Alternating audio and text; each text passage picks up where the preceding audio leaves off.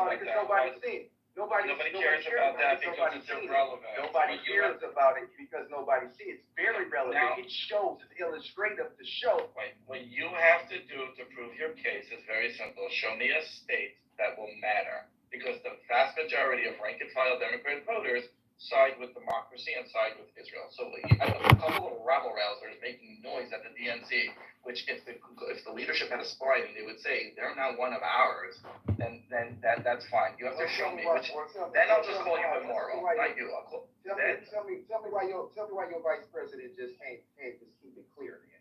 Why in her interview that was recorded in print? Look who she's around. It down to 18 minutes. She couldn't even just stay in a position, bro. And come on, okay, now you're with me. She surrounds herself with people who don't really care about America, who don't really have the strength to say this is us and we stand against it. Look at her Arab American coordinator. Look at who she picked as the Jewish liaison. She did not pick people that are strong, patriotic Americans. That's not the rank and file of Democrat voters. Many Democrat voters are now what we call walkaway Democrats and have noticed that the Democrat Party has deviated from American values. Some of them are still in this malaise and will follow the party, even though when you push them on the issues, they don't agree with what's going on. But to hide behind the immoral argument, which is highly immoral, of we have an election to win, it's not even a true argument because the vast majority of the voters are on this side. There's one city in Michigan which is against it, and they're against it because they hate American values. That's it. They won't even in Michigan itself. If this vice president had a backbone and stood up and said, we stand for American allies regardless of race, creed, or color, she would pick up votes, not lose votes. She would pick up Pennsylvania, which is a very important state. She would pick up most of the Sun Belt. She might have a small issue in Michigan. That's not an electoral argument. That means we have a vice president that's too online and falls to means. Thank you, Mayor. Thank you, Blake. May I say something? Give me a minute. When I'm finished, I'll come to you. Thank you. I'm going to do a quick reset. This is Healthy Debates. Guys, if you have a pink ticket, please cash it in. America burns while Biden fiddles. Anybody that thinks that this administration has been tough on crime, that our cities aren't on fire, you're delusional. Okay, maybe you live in that small suburban town, that nice little white pocket of America that doesn't get affected by this. But I don't. I live in New York City, and this city's on fucking fire. So if you have, and I asked for it before, I'm going to ask for it again. Give me some policies that Biden and Harris enacted to help American people feel safe. Yigal, go ahead. I just want to say something about the hostages. The sad situation is there is no possibility to get the hostages back, only by deal. It's very sad. But if someone has a different suggestion, let him speak. I think that Israel make a huge effort, and also America to but there is no way to free the hostages without a deal. I am completely. I don't say it will be the end of the war against Hamas, but the hostages should be released, and there is no other way to release them but only by the making a deal with Hamas. Very sad, but this is the reality. There is no other way. And I think that it's a fantasy to blame America or for not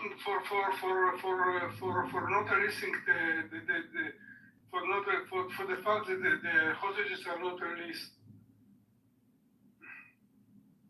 I disagree with you wholeheartedly. I think America wanted to write.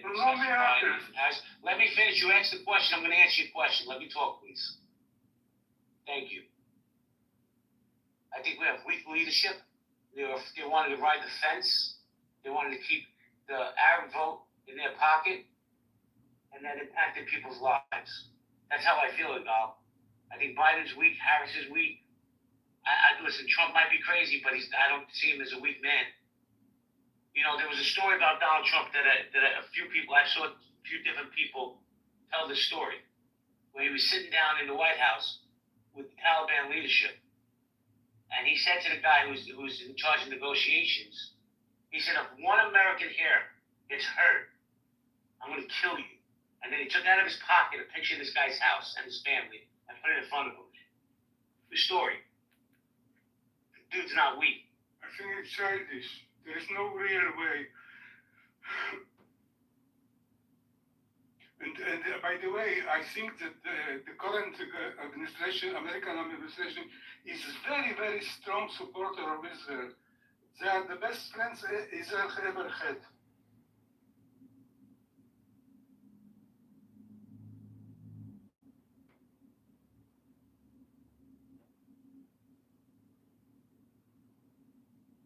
I suggest, please give me a practical way to release the hostages. Give me the way. Tell me how. Suggest a way. I think this is going to be a mistake, but I'll try to engage with you. If you're talking about sending some hostages home and guaranteeing there'll be another attack, you might be right, you might be wrong. The practical way of bringing the hostages home is to quickly and efficiently take control of the situation, not to wait 3 months and talking about how to do something. They were afraid of going into Rafah. At least admit going into Rafah. There was one incident of civilians getting killed in a city that was crowded, incursion, and it took hold of the situation. Missiles are no longer going into Israel on a regular basis.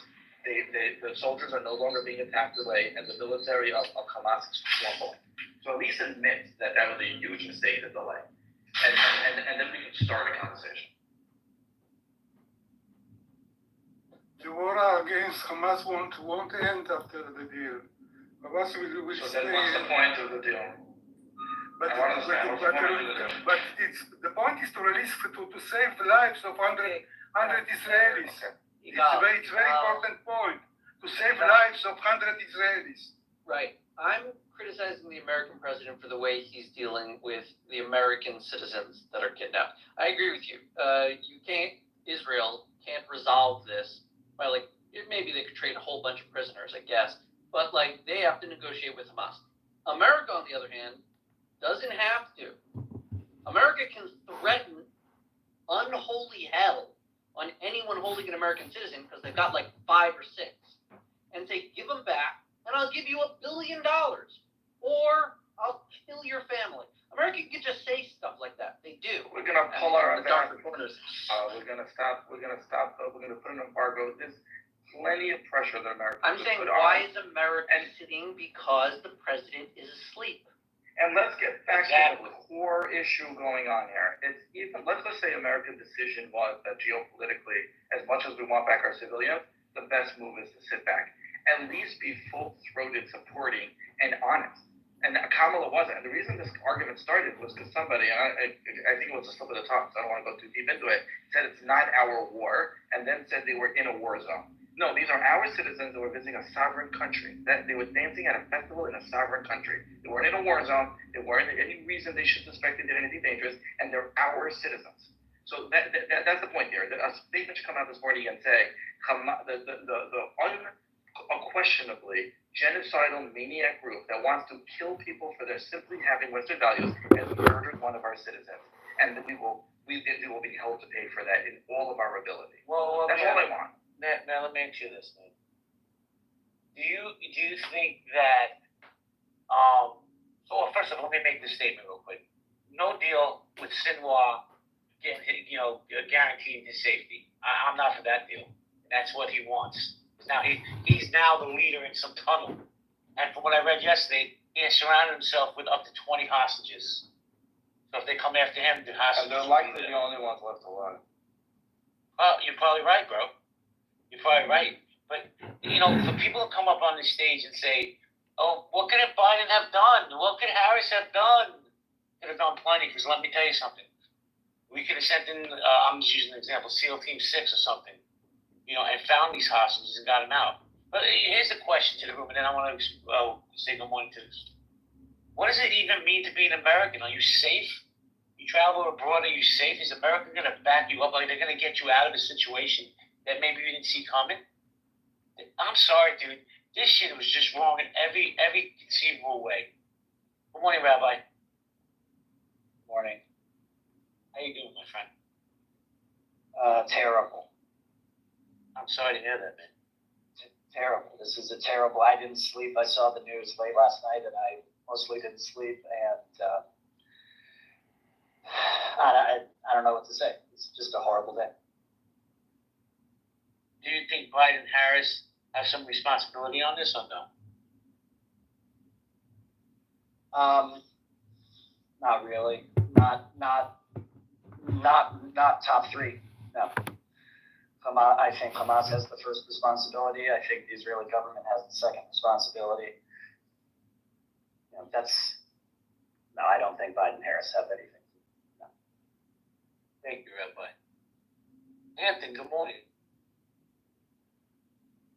Anthony, are you there? Good morning. Sorry, I know it's early by where you're at. yeah.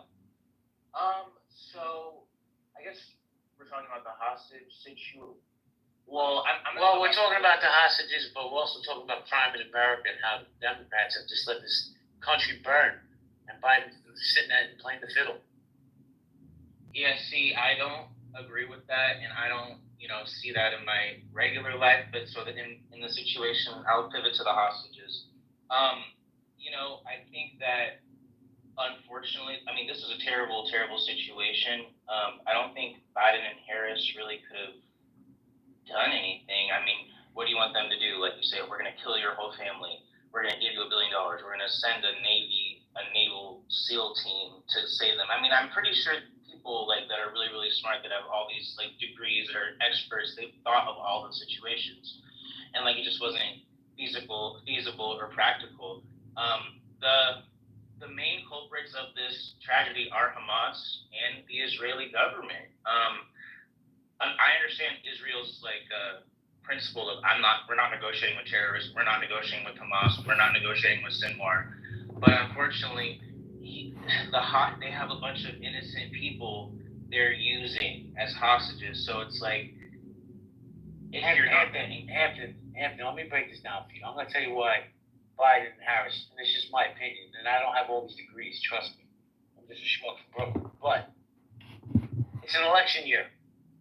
Michigan is a battleground state. They want to get those votes. They want the Arab vote in America. So she panders to them. Since it's an election year, they did nothing.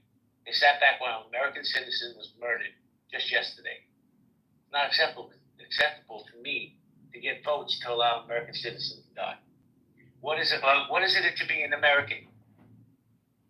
Well, I just don't understand why they would have the parents at the DNC if they wanted to, pander to the Michigan audience. The whole DNC stadium was screaming, "Bring them home, bring them home." So I don't understand. They definitely weren't being pushed under the rug.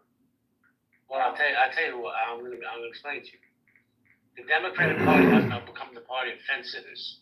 They like to sit on the fence and go on both sides of that fence. They want the Arab vote. They want the Jewish vote. They failed us. I don't care what anybody says. In my opinion, they failed. They failed this man. They failed his family. They failed America. But let me say good morning to Brent. Good morning, Brent. Brent, Hey, how you doing? So, just a few comments, and one on violent crime. It's falling, and that's, we have to be factual in our conversation. I looked this up before I came on stage. Washington, D.C. saw a 29% decrease in violent crime from 23 to 24. Austin, Texas, 28% drop. Virginia Beach, 53% drop. Crime is down in New York City. So no, it's not. No, it's not. I don't give a shit about stats, bro. I live here. Okay. Okay. I don't know how to talk about reality if we can't talk about how data, how we have consensus about talking about. Because data can be misleading. How many crimes went unreported, Brent? Can you give me that data? If I were putting together data for the FBI, I could probably give an intelligent answer for how that is computed in the data. But no, I can't give you that answer. I can just say, respectfully, it's even worse than that, because it's not about crimes that have gone unreported. It's about them. So why did I stop talking? I'm confused. I'm confused if I stopped talking. Did I? I'm really kind of. Wait a second, gentlemen. It's a conversation app for I just didn't know. I didn't know. Wait a second. I wanted to make two simple points. I guess Okay, not. You're gonna shut me up, Jay. Yes, I am, because you have a one-mic policy.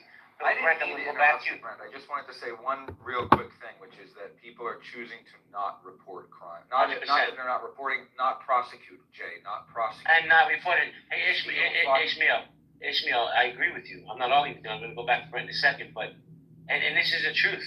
You know how many rapes go unreported in America? I don't know the exact stat, but I know it's a lot. Because women are embarrassed to say they got raped. But go ahead, Brent. Give me your 2 points. Dude, and then people aren't reporting because they're watching people not watching it not be effective.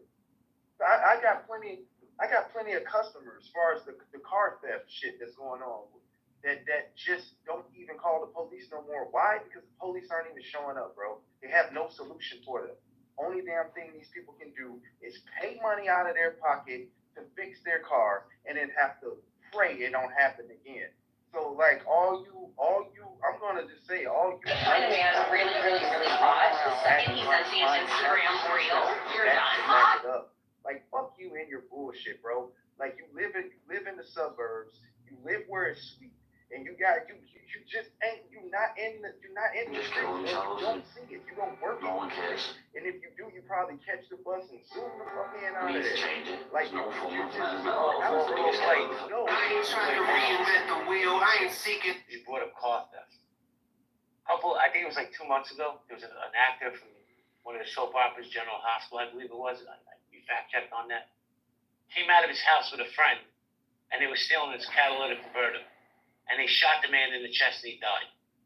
Yep, typical. So that shit is typical right now. Crazy. So what I was saying, the point I was trying to make is, and I'm not, people think I might be, I know Matt, a San Francisco football player, was just yesterday in the chest. Professional football player in San Francisco, walking down the street, was shot in the chest by a 17-year-old. But Brent, did you want to give you 2 points or not? Brent? Nope. Ishmael, did you want to chime in? And you know what, Blake? I agree with you, man. The people that have the most to say about this don't live where I live.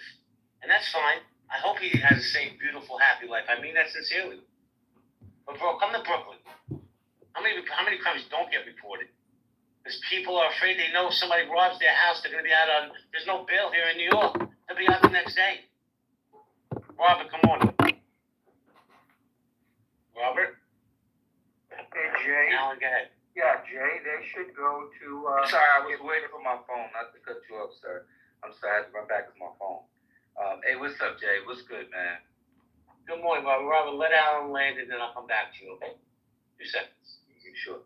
Yeah, if they can't make it to New York, they should go to San Francisco, the hub of democratic activity, the capital, and you people leave their cars open with the hatch open and the windows rolled down because to let the thieves know there's nothing in the car. There are so many thefts in San Francisco. And that means please don't break my glass. That's what that means. No, I couldn't hear you, Blake. But let me say the other thing. And that is, what was it?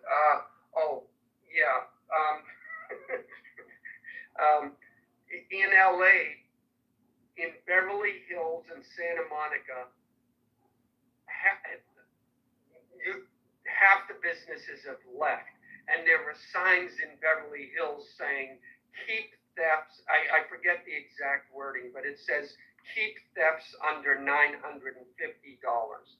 So they basically conceded to the criminals and are reminding them to say, hey, look, don't steal more than $950 and you won't get prosecuted, but also as a way to kind of let them know, okay, look, we know you're going to steal, try and keep it below that, so we're not losing our shirts. Well, Alan, let me jump in here.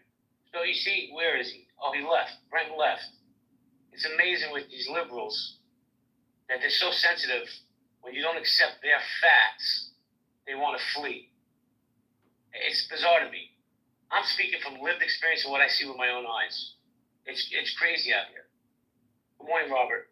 Oh, wait, Robert, before you go, Alan, by the way, San Francisco is such a horrible city. There's an app to show you where people have shit on the street. People, not dogs. People have shit on the street. Imagine that. Good morning, Robert. Hey, yeah, that ain't the app. I don't want to tune to none of that type of algorithm, man. I'm staying away from this shit. Good morning. No pun intended. Yeah, I'm sorry. Yeah, no pun intended. You know, listen. I really can't take a deep dive into the conversation about the Palestinian-Israeli thing. You know, haven't been keeping up to date with the latest ongoings over there. So I'm speaking lightly. Robert, let me just say this. An American hostage was killed in Gaza either yesterday or the day before. But okay. I don't want to really talk about the hostage right now. Let's get to American crime. Okay, well, thank you. I'm going to brush up because, I dig deep. I do deep dives. I'm sorry to hear that. That's pretty unfortunate. Hey, listen, man. I think right now it's all about 2028, right? It really is. I think this exercise of this election cycle that we are in, the good thing is that people have been more motivated to dig deeper, pay attention, not wait to the last minute, and that enlightenment or awakeness, so to speak, or right, it's not going to manifest itself in the next election. But I think 2028, 4 years from now, if we're still all here, and younger people in particular, will have had a chance to really start be able to measure some things and see some things, right? If there are two things, right? If Harris wins, that means one thing. If Mr. Trump wins, that's another thing, right? So for me, Harris, and I echoed this a long time ago in rooms with with black folks. I wouldn't vote for no candidate just because they're black, just because they're a black man, just because they're a black woman. I would never do that. Like that is insane to me, right? That means I would be voting for somebody like a Justice Thomas, for example, or other individuals who may be black, but they don't represent. Robert, let me ask you a question before you continue. My ideology. Go ahead. Robert, let me ask you a question before you continue. I'm going to let you continue. It's a very simple question. Nobody come off mic, please. Robert, do you consider Kamala Harris to be a black American? Yes. Thank you. Go ahead. So, stuff like that, like black folks going like this sword that the black woman is different than my experience growing up in Brooklyn. Me and you, we're from Brooklyn, and I think people can hear you say it in an Italian version that you say Brooklyn. They can hear me say it the way I say it. It's just something about Brooklyn that makes us tough, right? That makes us not tough like on that, but it toughens us up. It's hard to explain, guys. Like you have to have actually been in Bensonhurst, and I've been in Italian neighborhoods. I've been with Italian, I've been around you guys, so I know what's up.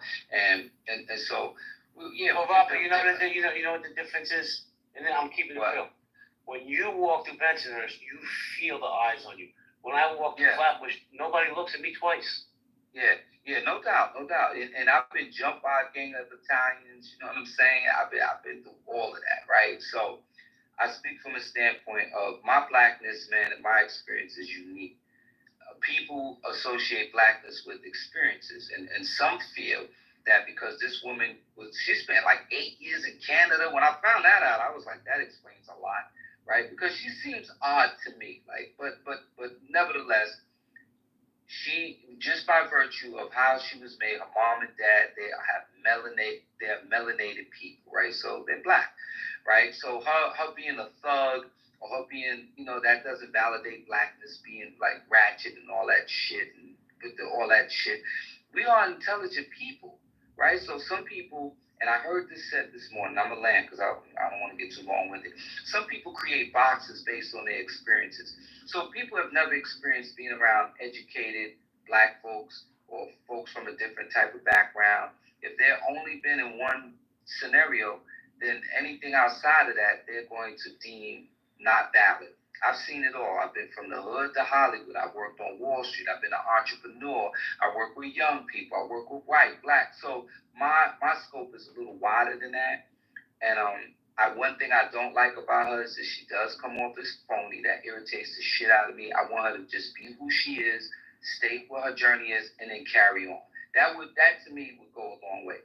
But Mr. Trump, although he is who he is, we know who he is, right?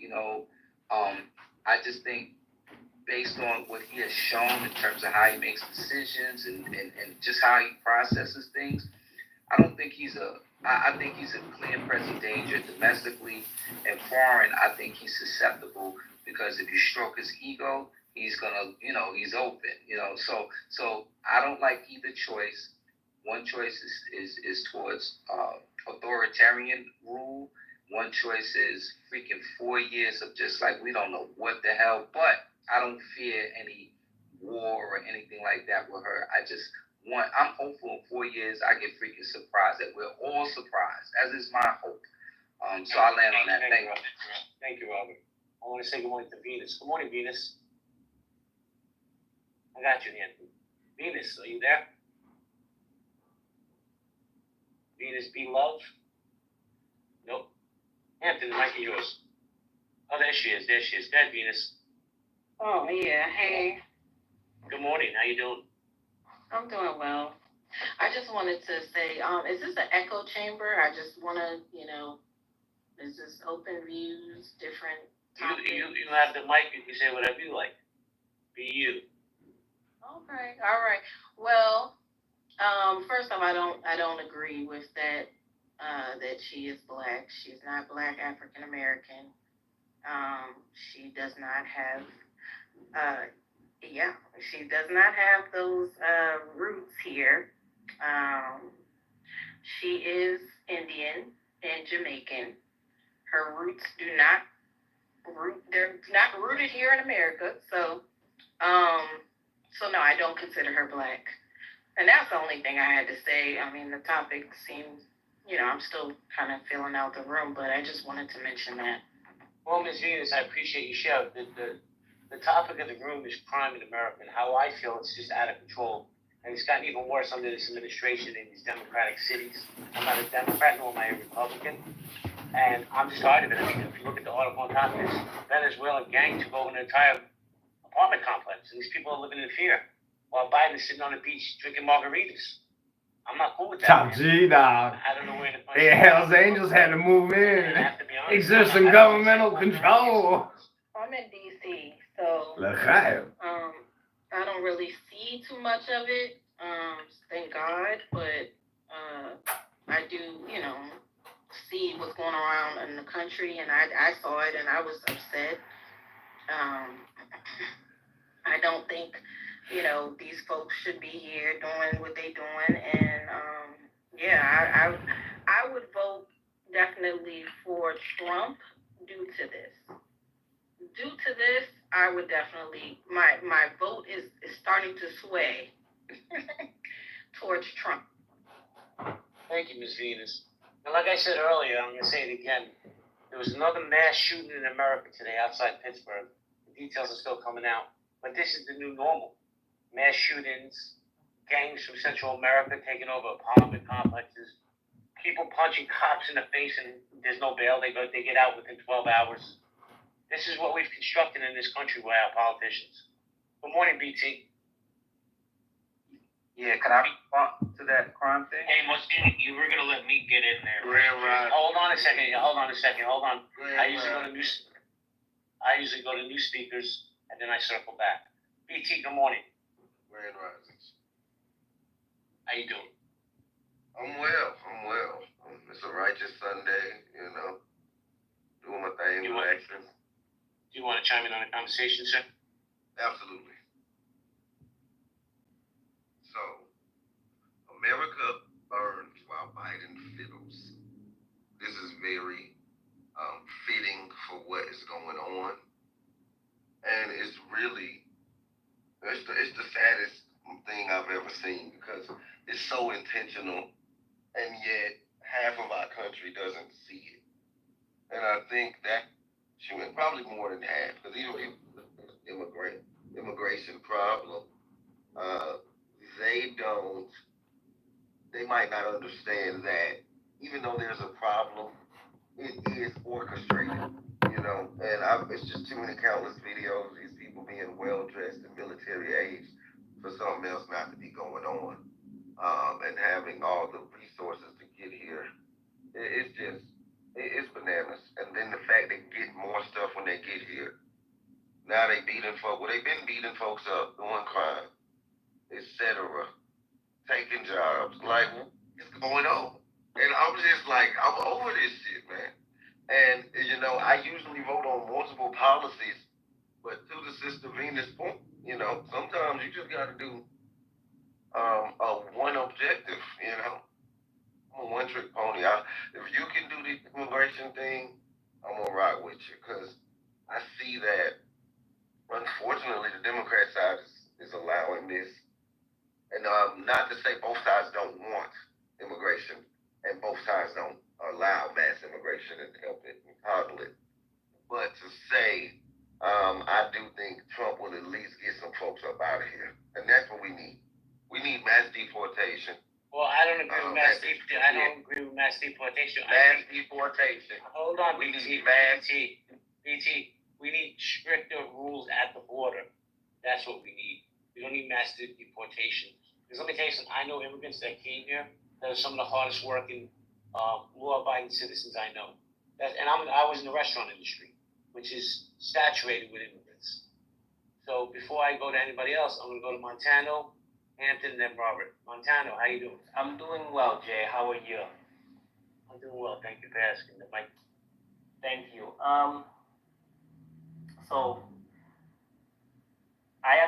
this might come as a surprise. I actually agree with mass deportations, and I actually am leaning more towards Kamala because of that. Democrats tend to deport more illegals than Republicans. Obama has the highest level of deportations, I think, of any president ever, with over 3 million people in his first term.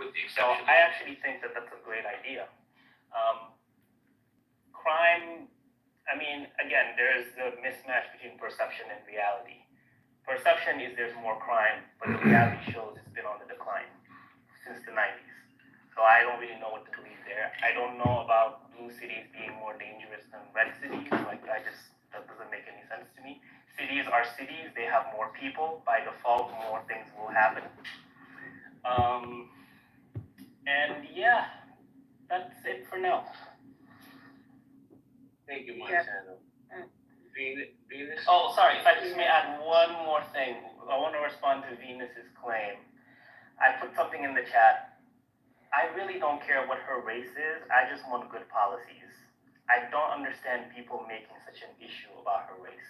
It's kind of irrelevant.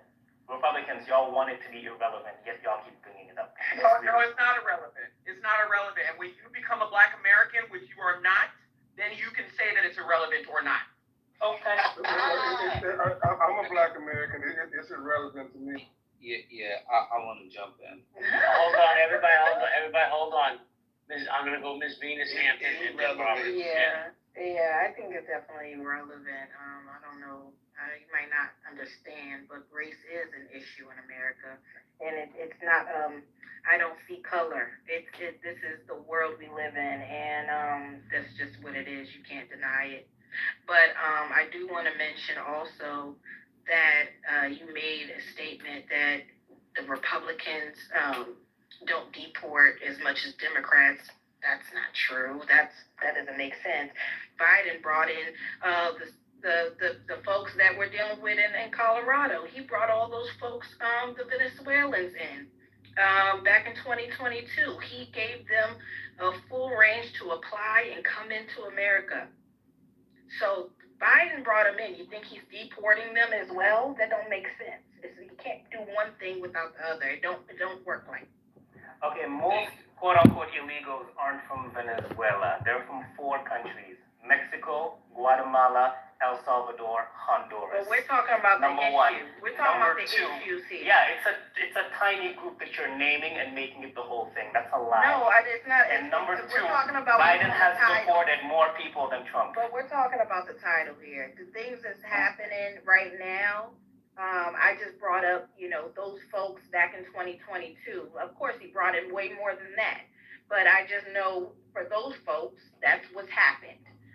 In 2022, he brought them in. And so when you're saying that he's deporting more than Republicans will, that's not true. Doesn't happen. They can't bring them in and bring them out at the same time. Okay, maybe you have... Montana, hold on a second. So, Montana, pin your link, whatever link you have to back up what you're saying in the chat, please. Okay. I'm going to go Hampton, Robert, and then I want to welcome Marcus to the stage. Hampton, you got a minute. Thank you, Jay. I just had a question about retail crime. So it's my understanding that companies actually insure their products in case of theft. So if that's the case, the companies aren't losing money. They're still getting the revenue because that is insured. And then also, don't they also incorporate the potential loss into the prices? So, well, Hampton, essentially, let me jump on that. You know what I'm saying? Let me jump on that. Then I'm going to we get it, Hampton, and it's a stupid question. Robert, and I want to welcome Marcus. So, no, I don't know how that works. That it works, but I'll tell you what. Right across the street from my house, I could even screenshot a picture for you guys, was a Rite Aid. You know why this Rite Aid went out of business? Because of all the retail theft. They closed, and I live in a good neighborhood. But people would come in with shopping carts, fill them up, and walk out. And I stood there and watched it as the employee said we were told not to do anything. They went out of business. The T-Mobile that's across the street from my house went out of business over here because of retail theft. Ishmael, you have 30 seconds, please.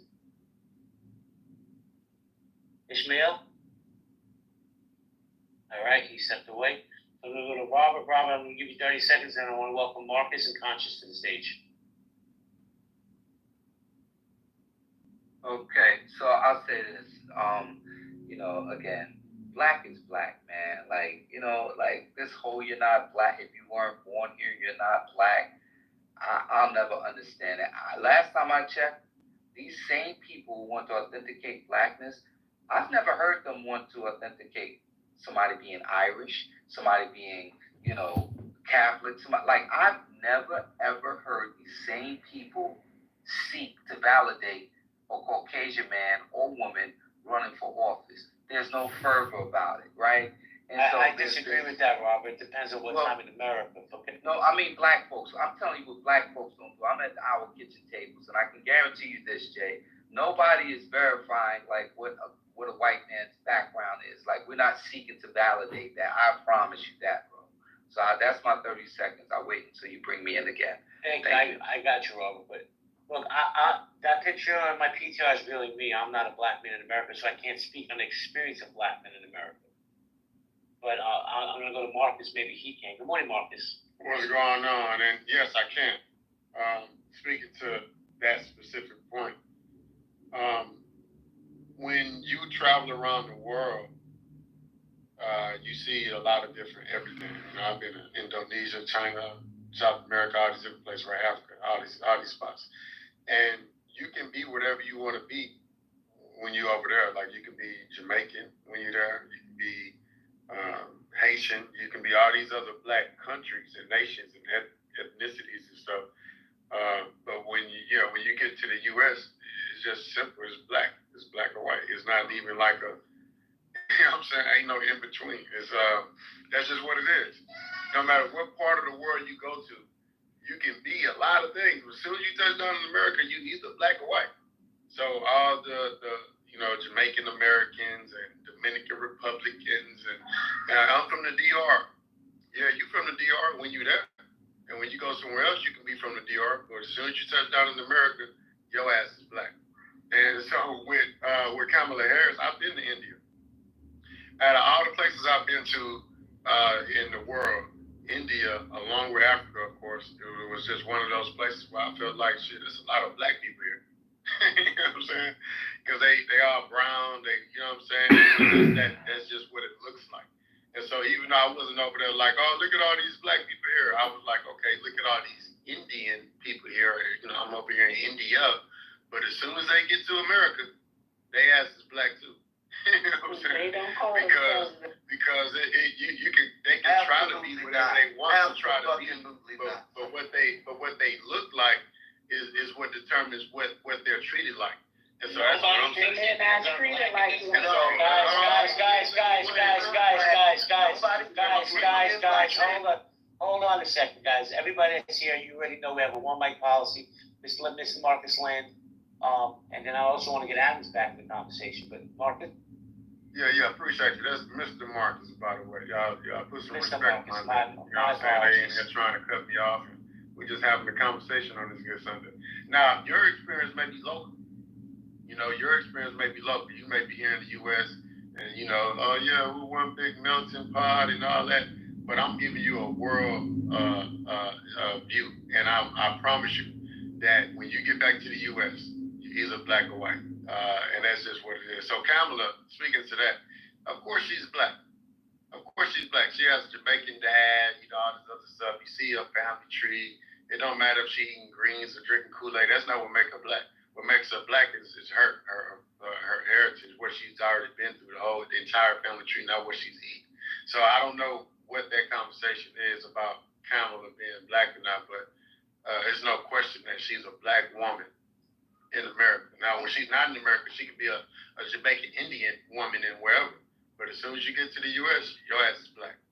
Everybody, hold on. Venus, hold on, please. Everybody, hold on. Mr. Marcus, I appreciate you. And before you came into the room, the vibe I got was that it's race stealing. She's not really black. And I think that's more of a Republican talking point than a Democratic talking point. But before anybody else chimes in, I want to welcome Conscious to the stage. Good morning, Conscious. Conscious, are you there? Yeah, I'm here. Yeah, the race thing definitely matters because for us as black Americans, we've had too many people infiltrate our politics and pretend like they're us. So I don't have anything against her. If she's the best Democratic presidential candidate, that's cool, but no, she cannot be listed or needs to claim herself as a black American. Because the real thing is that black Americans and a lot of these other immigrants, they have a completely different mentality than we do. My bad, I'm trying to get my food. They have a completely different mentality than we do. We look at America different than they do, and it's just politics, you know what I mean? So as of 2024, you know, in the 50s, the 60s, the 70s, black people in America, we were for everybody. We fought for every race, no matter where you were from. We did that for everybody. A lot of these other ethnic groups, they kind of turned against us. My sweet tea. These ethnic groups, they turned against us. So as of 2024, we're kind of just doing about if you had a sweet tea with light ice. Man, it stinks. Thank you, Conscious. So hold on, Robert. Robert, hold on a second. I want to go to Adams because he's been patiently waiting. Adams, what do you think about what's being said? Conscious, I love everything that you said. No personal attacks, please. He walked so I can run, and nobody attacking nobody. I mean, we know what time it is. The raccoons all over the stage. But when it comes to Kamala, okay, and the fact that she is not black, you know, this blows my mind. Okay, because these are the same men that go up into spaces and say that if a gay man put on a wig and try to bust it down with him, that's still a man. But when it comes to Kamala, okay, being black, y'all just ready to accept any shit. We're not doing that. So if you want to do that, then be all the way consistent. I want the three of you to go bust it down with a trans woman tonight. Hello. I don't even know what that means, but anyway, I don't either. I think people who what I've noticed is this, and I'll say this. I think there are two different types of conversations between whether if you were born here in the United States and you're black and you've traveled, which I have throughout these United States quite a bit. I've traveled around the globe, and I'm educated. I ain't gay no more, guy. Right? I think that we have different conversations. I ain't gay no more. I think we have different conversations with people who just have I ain't gay no more. Et cetera, et cetera. I think you'll hear a different conversation, right? Now, I'm not here to authenticate what Carmela is as a human being, as far as her personality. But rest assured, in India, they have a caste system, and they use the white versus the black, the same shit, and a lot of people wouldn't even know that. So as far as I'm concerned, she's a black woman. Y'all want to say American black, this black. She's a black woman in any part of the globe. She would be considered a black person, and that's it. Everybody, hold on. Everybody, hold on, please. Because I made a statement earlier that me, this Caucasian dude in Brooklyn, don't care whether she's black or not, right? I don't care. I believe she's a good person. I don't know if she's the best. But, and Adams is my friend. Adams came after me. He's like, wait a second. You don't have the right to say that because she's stealing. It's race stealing. I was like, interesting. My perspective is different because I'm discuss pets and sports. I'm not surprised there. Political issues are not discussed a lot when family and friends get together. I strongly suspect the reason is because they know it's going to be very contentious and potentially lead to arguments. I know families that make politics off limits at family gatherings. Few partisan differences in conversation topics. Republicans and Democrats are about equally likely to discuss family friends and less likely to talk politics. We were just alluding to that, and it goes on and on. So I understand that a lot of people that come on to Clubhouse, they want to remain anonymous for a variety of reasons, and we've had examples of some very bad things happening when it gets contentious on Clubhouse, and then someone shows up at your front door.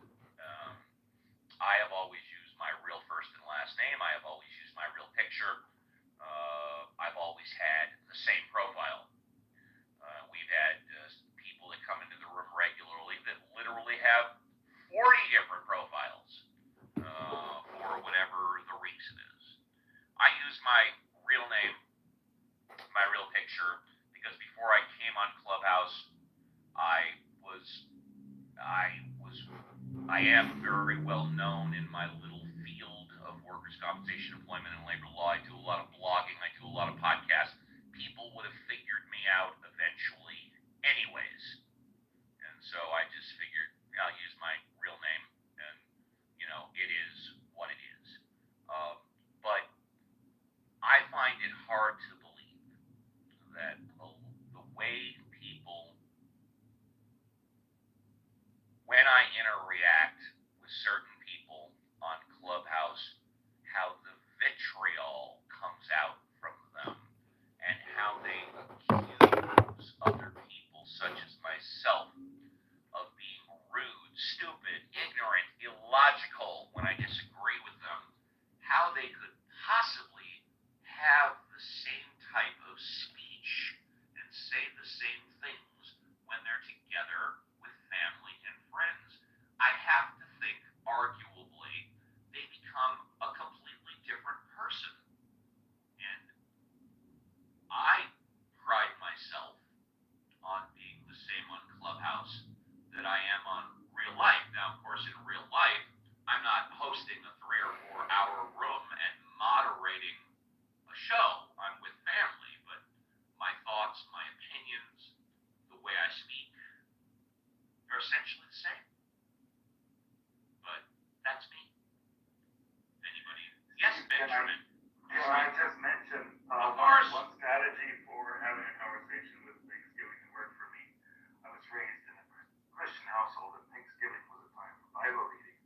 When I came back to the family table with my child, my offer was that of course anybody who wanted to read a verse from the Bible in front of my child was more than welcome to do that whole indoctrinating my child. And then all I asked in return was that I could also choose scripture from the Bible to read for their children. And it turns out, funny enough, there was just no Bible reading at Thanksgiving that year. But I want to say, Steve, how impressed I am with some prior speakers who actually managed to learn physics without experimentation. I just experimentation, to learn physics without experimentation is such a great skill.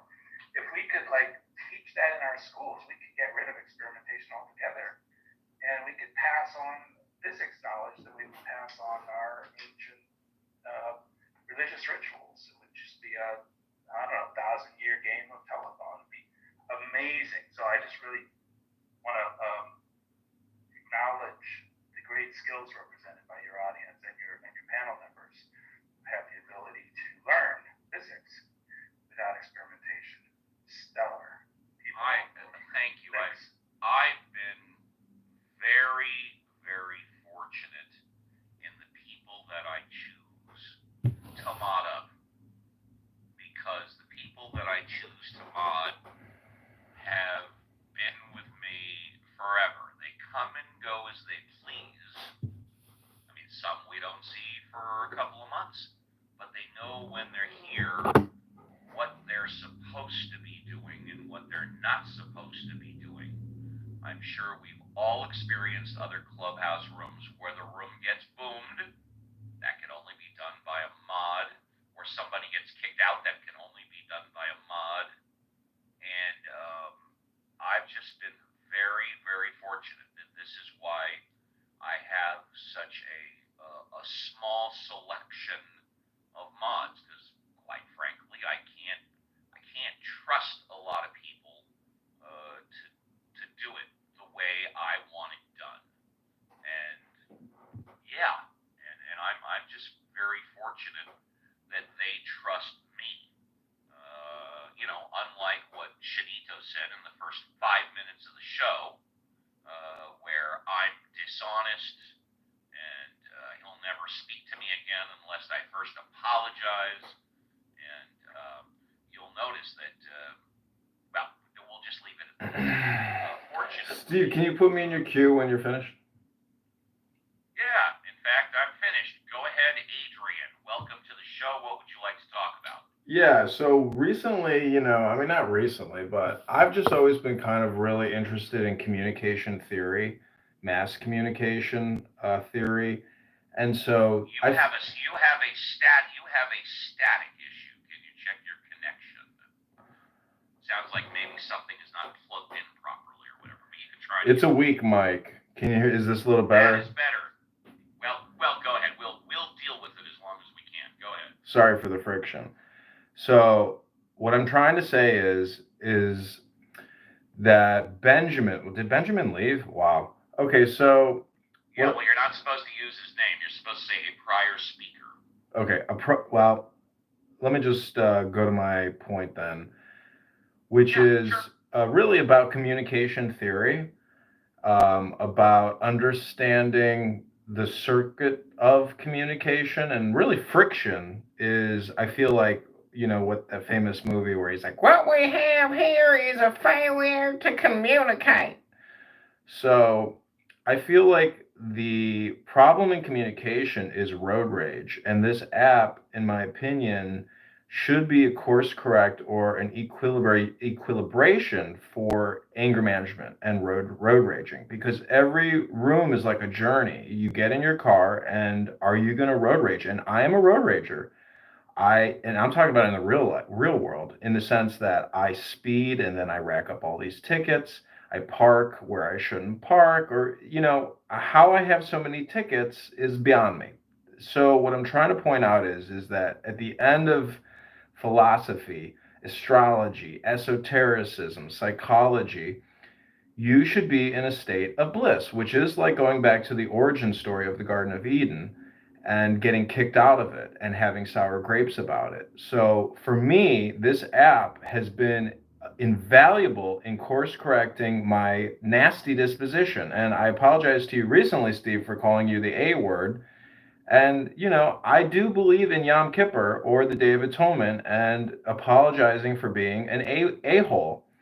And even using profanity is an indication of someone's lack of intelligence. And my father, my dad, my real dad, in real world stuff, corrected me a couple weeks ago. He said, you use the F word a lot. Anyways, I guess I'm complete. God bless all. Oh boy. Thank you. Thank you very much. let's go to Dr. James. Good morning, Dr. James. Oh God, I'll make it 2 hours. What does that mean? That means Dr. James speaks for a very long length of time. Oh, I don't think so at all. I think Dr. James respects the 5-minute rule every 6 Oh, times. okay. I don't know where you're getting that from. You're right. Thank you so much. I suspect so. Let's welcome Dr. James to the stage.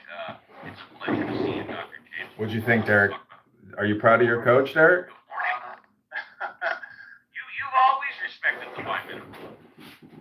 I mean, I try. I think yesterday maybe I was enjoying the topic. You succeed. Yeah, thanks. I appreciate that. So, it's interesting because the last speaker who spoke, I have such. You're fading out. I am. Try it again. You said the last speaker that. Yeah. Start off with the last speaker that. Yeah. So, can you hear me now? Yes. Okay. Just take it from the last speaker that spoke. Okay. So, the speaker before the actual last speaker who spoke. One of the prior speakers. Yes. Yeah. I'm having a hard time reconciling every experience I've had with this person and everything that I just heard that person say. So I'm a little taken aback by that. This is. I mean, I think it's a good proposition that one should be humble enough to accept when they've made a mistake or to apologize to someone if they've hurt them. And I think it is a really good practice. And I think this is a practice that you don't have to have a religion to understand that asking for forgiveness or owning your shit is essentially a healthy decision even for the person doing it.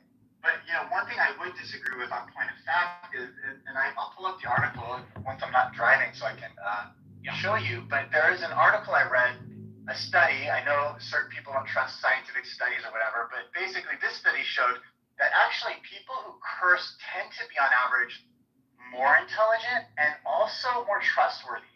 And I tend to trust people who are a little bit unpolished when they communicate, because for me, maybe it's by the family I come from. I got a Sicilian family, Northeast Jersey. There's a certain way people talk and whatever, but also, just the people in my circle, and I tend to try to surround myself with people who I think are smarter than me, hopefully, because otherwise things get really boring. I like people who are a bit rough around the edges, and so I don't agree with this idea of being extremely polished. I think to me that shows that there's just something about that is much more difficult to trust, because I think I'm not getting the whole person. I think I'm getting a version of the person that they're attempting to present. So I just like to throw that out there.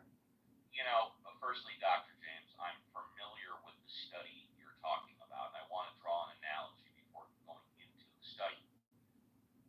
An ex-boss of mine once told me, I don't trust anybody that doesn't drink. Of course, he's referring to alcohol.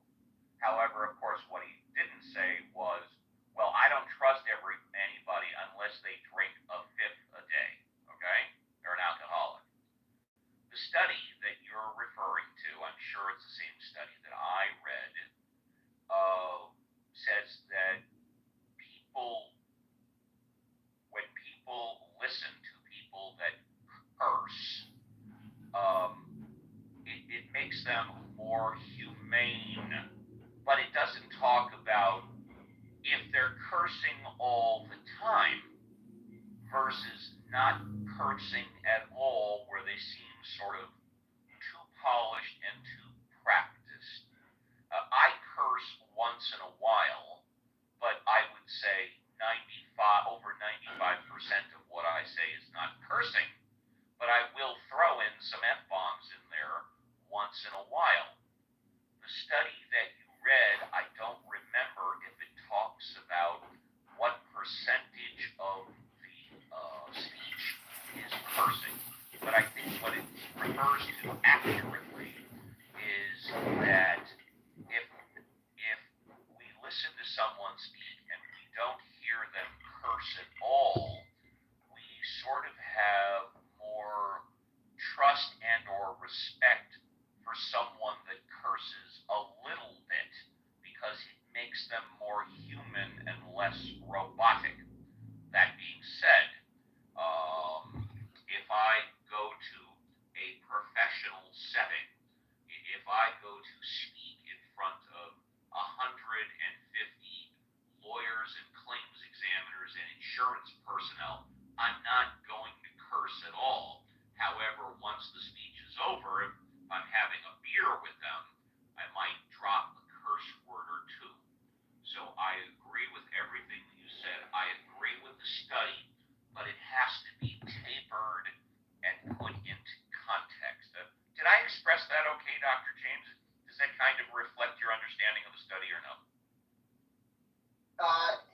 So I appreciate your take on it, and there's nothing that would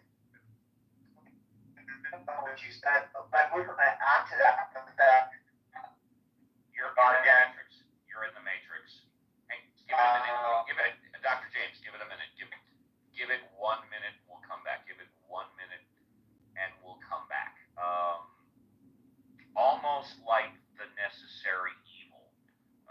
When Shanito pointed out that I originally made the claim that religion is a necessary evil.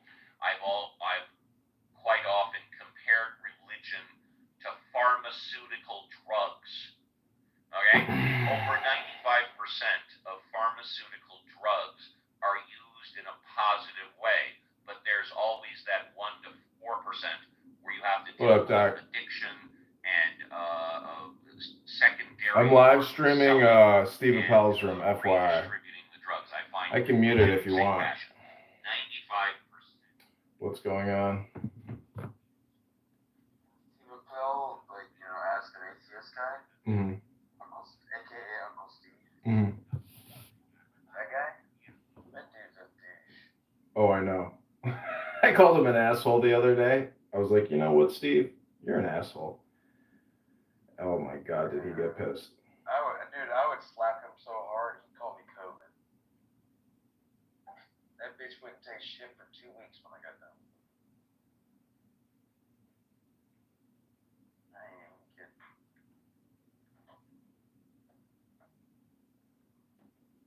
Mike. He's a smartass. Well, like, I'm not trying to pick apart your belief system. And I hope you don't try to pick apart mine. Because my belief system is my belief system. And it's my irrational understanding of my beliefs. And then, like, when people try to pick apart your belief system, they're just trying to whittle you down to not even be able to understand your own self. And that's what I really don't like about this app. It's because people will do that with their little trolling shit. They'll whittle you down. Just like a little piece of, like, shaving of a piece of wood with a knife right here, a little piece of wood. There's a saying in Don't judge me. there's a saying in Marcus Aurelius or Epictetus that just says, a little knife. And how many times in your life have you needed a little knife to, open something? Can I tell you the truth? Hmm. And you won't give it to the FBI? Well, everything is live streamed over here, so I wouldn't say something incriminating. I killed a guy one time by death by 1,000 cuts, and I wanted to see him dehydrate and suffocate for lack of water.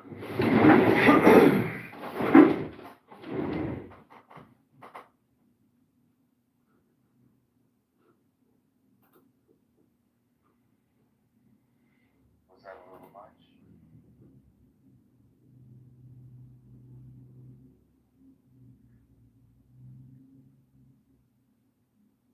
You understand what a death by 1,000 cuts is?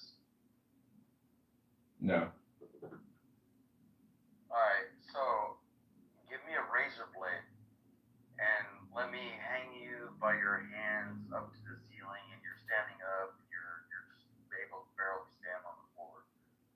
And then while you're butt naked with a razor blade, all I do is like do a 1-inch cut with a razor blade, but I do it 1,000 times across your body. But each time your body bleeds a little bit and then clots, it's the water that comes out of your body. So essentially what I'm doing is dehydrating your whole body across 1,000 cuts. And I watch you suffocate because you no longer, like your blood turns into honey, your heart can't pump it, kind of stuff. I might be a little bit sadistic. You think? No, not really. Because I don't derive sexual pleasure from it, though. Oh God, have you seen the TV show Dexter?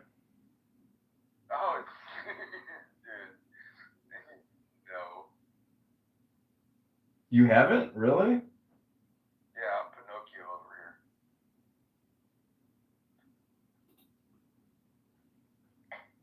Nah, dude.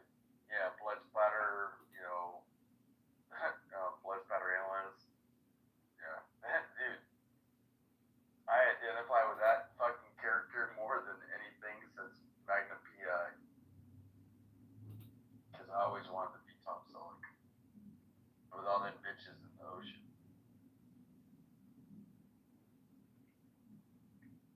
Sad thing is Tom Selleck was gay.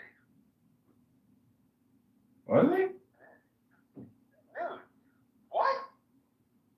I guess so, but what Burt Reynolds wasn't You gay. didn't realize Tom Selleck was gay as a fucking $2 bill? Burt Reynolds wasn't gay. Burt Reynolds in Playgirl magazine. I still have that motherfucker's copy somewhere. Yeah, I got a centerfold of Burt Reynolds in a Playgirl magazine. When he was Smokey and the Bandit's character. It was like 79 or 80 or somewhere in there. I'm watching these guys do my fix my roof, and I was worried yesterday that I like overpaid, but these guys really know what they're doing, and it's like they did my main roof, but now they're doing the coach house roof, and it looks like it was good. It's a good $2,000 investment.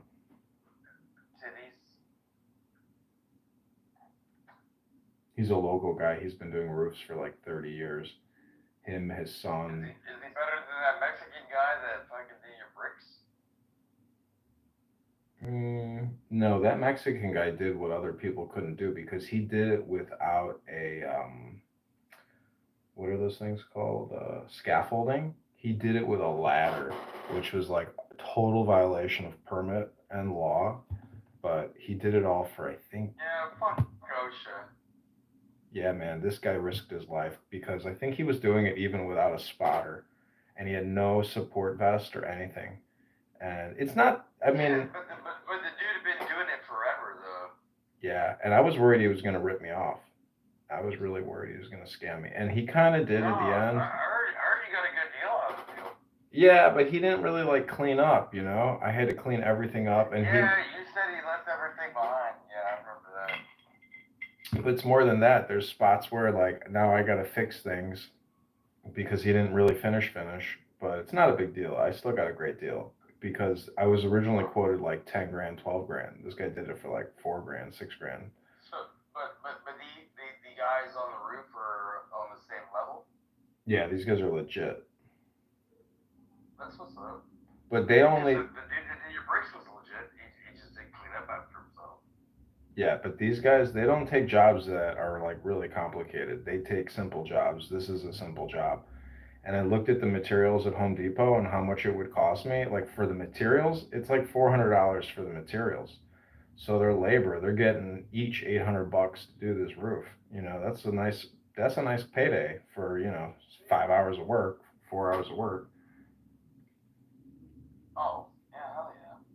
So they're getting paid well, but like you pay a premium to people who really know what they're doing, who have 20, 30, 40 years of experience. Because a lot of these other fly-by guys, they're literally living outside of Home Depot. They'll do any job that they can get, and they'll fake it till they make it.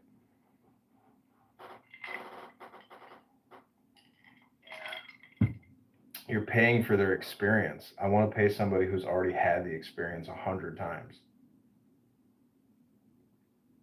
Yeah, for sure. I mean, like you'd want me to paint your house on the inside, trust me. You'd want me to paint your house. Like this chick that I was dating, she paid some guy $2,000 to paint her bathroom. I was like, are you fucking stupid? I was like, what? I was like, this is just a tiny bathroom. And she's like, whatever. It's a $50 job. I know, it's the price of a paint bucket. That's it. Buy a $12 1-gallon paint can and whatever color you want, and I'll be done in fucking less than an hour. What the fuck? Okay, so I want to try to make this room a little more productive for our sake. Oh, James is here? Why didn't it show him in the room? Oh, what up, James? What up? Who wants to talk about it? Hey, James.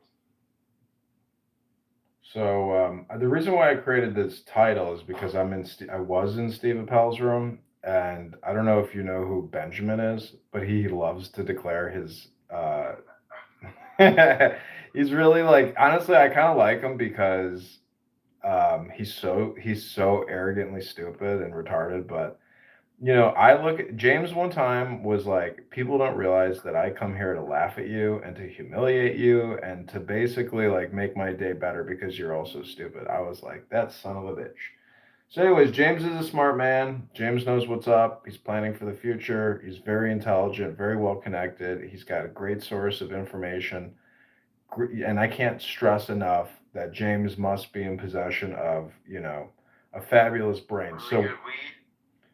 But James, you're legit, dog. Like, I would work for you. I mean, I would do anything you needed me to do, you know, and I vote James. That's my opinion. I'm sticking to it. Well, I mean, if Adrian says vote James, I vote James. Yeah, me too. I like that guy, James. He's pretty cool. Yeah, King James. You're the real King James. That piece of shit who was at Paris. Did you see that piece of shit in Paris when he pushed that kid to the side? He's like, get the fuck out of my way. You know, he's a piece of shit. He's a real piece of shit. Oh my God, dude. Yes. Dude, that pissed me off. I hate those fucking pompous ass motherfuckers. I just want to pick them up and DDT them. Listen, King James could take his pointer finger and like pop your head. Let's be honest. That guy's a beast. You're gonna need a couple men to take that fucker down, like 5, 6 people. Dude, James, he called you a lesbian. Let's be honest. Do you know what sexual harassment means?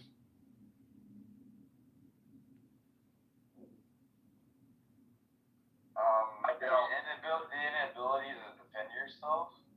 No. Harassment more than her face.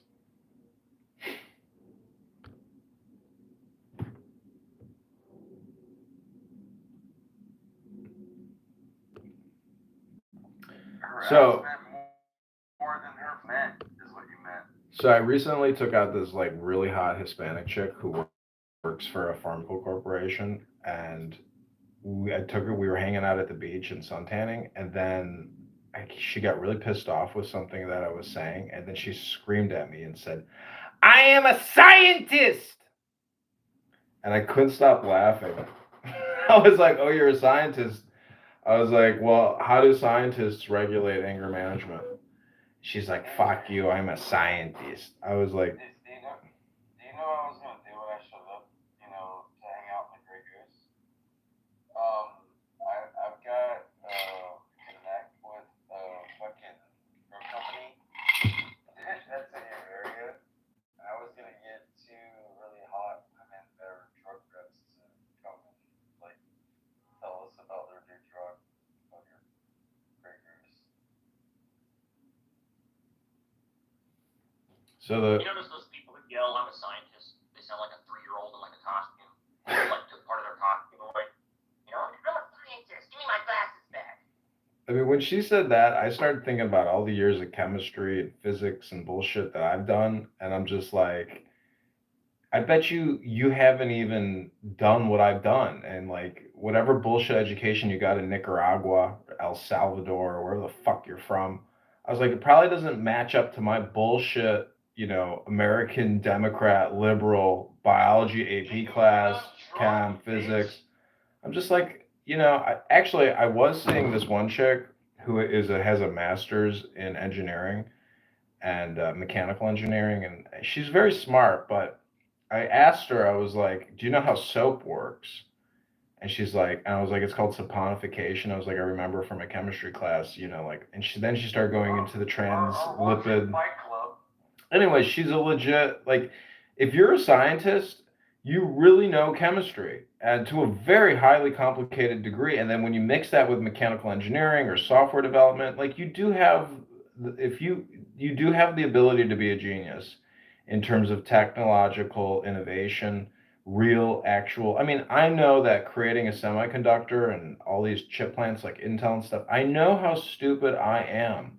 However, because I've read Marcus Aurelius or Epictetus, I know that being social and being political is just as valuable as knowing how to manufacture a semiconductor for a cell phone, or how to build a cell phone like this. Like, I understand that my intelligence really deals with road rage or anger management or communication theory, and that is just as important as some Chinamen in Taiwan building semiconductor plants for missile guidance systems. That's my point. I'm sticking to it, and I'm voting James. Yeah,